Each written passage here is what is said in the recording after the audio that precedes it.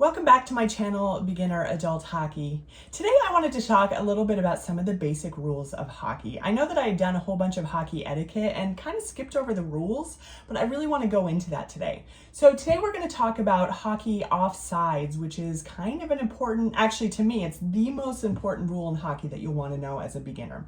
I have found that as a hockey referee, you'll see players who are brand new that will do offsides like 3 times during a game, and then it just clicks in their head, oh, I can't do that. And eventually it'll become muscle memory for you, but in the very beginning it gets a little bit confusing.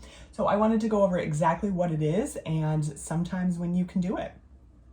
So I drew this not very good picture. I couldn't find my hockey whiteboard today. So not to scale, but just to give you an idea of what it is. So hockey offsides in one sentence is basically you are not allowed to enter your offensive zone before the puck.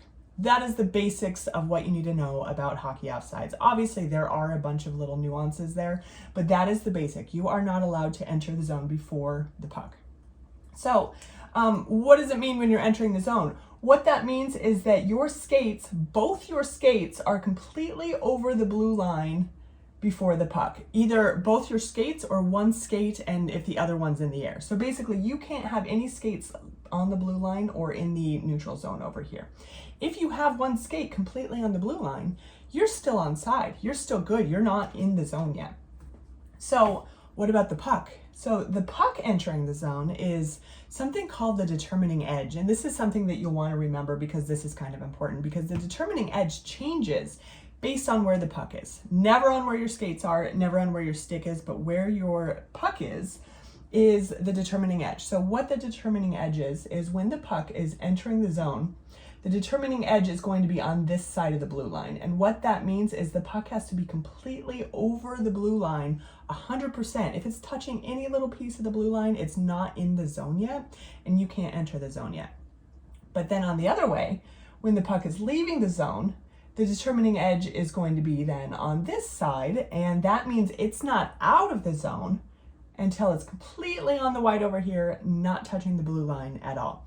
So if you're looking at a delayed offside, which we'll go over in a minute, and the puck left the zone, if it didn't completely leave the zone, you're not on a delayed offside and you're fine as long as you keep the puck in there. Another thing about offside is you have to remember that your stick does not matter at all. If you're skating into the zone and your stick is touching the white before the puck, does not matter. It only is related to your skates. Okay, so next I want to talk about delayed offside. So delayed offside will be maybe more important than actual offside. Well, maybe not more important, but as important as delayed offside.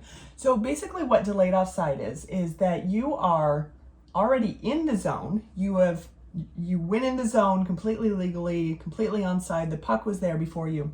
But then somebody sends the puck out of the zone and then they send it back in. This is what's called a delayed offside. You're still in the zone even though the puck went out of the zone.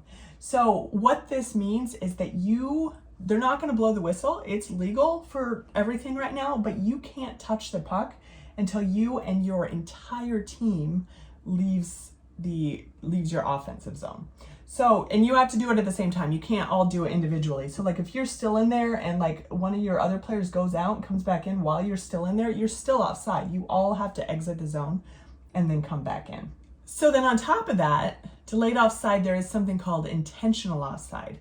And it is very much related to delayed offside because you have to be in a delayed offside in order to do an intentional offside. So basically what it is if you are on a delayed offside, so you're still in the zone, one of your players leaves and has the puck, and they shoot it back in at the net, at you, knowing you'll catch it. Basically anything that they know is going to stop the play is called an intentional offside. And so they want to stop the play for a number of different reasons. They're tired, they're trying to get the puck in a different area, anything like that. If they shoot the puck on net, that's also kind of just a jerk move while you're in a delayed offside. You can shoot it back in the zone, right? Because that's not going to stop the clock. You're not going to get a whistle there. But if you shoot it on net or at one of your players or anything that's going to stop the clock, that's called an intentional offside. So there's a couple times when you can actually be offside, and these were the 2 that came to my mind. There might be additional ones, but number 1 is that you are already in the zone, you're on a delayed offside, the other team either brings the puck back into their defensive zone or they shoot it back into their defensive zone. So it's not your team, it's the defensive team brings it back in. You're allowed to stay there. It's no longer offside if they're the ones who bring it back in the zone. This doesn't happen a whole lot. Sometimes it happens in the NHL because they can control the puck really well. In your leagues, it's probably not going to happen unless it's a mistake, because why would they go back into their defensive zone? That puts their goalie in danger. But if that does happen, then your offside is waved off. It no longer exists and you can stay right where you are. The second time, and this is really not offsides, but this is something that confuses a lot of people, is if you are on a not even delayed offside, right? Nobody's in the zone yet. It's completely free. Your player has the puck and they bring it in backwards. So if they bring it in backwards, that means their skates are going to hit the white before the puck does. And so what that is that as long as they have control of the puck, that's the determining factor. If they have control of the puck and they skate in backwards, that's totally okay.